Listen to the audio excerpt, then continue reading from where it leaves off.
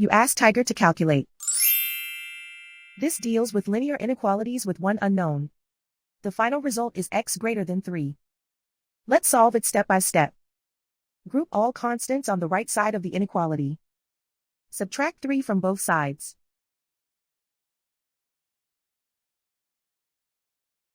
Simplify the arithmetic.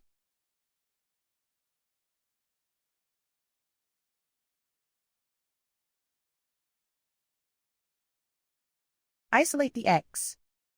Divide both sides by 3.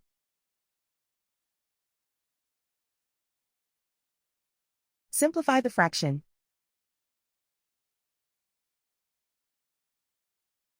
Find the greatest common factor of the numerator and denominator.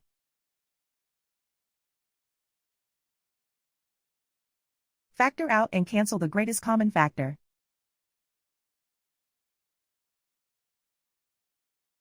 Plot the solution on a coordinate grid.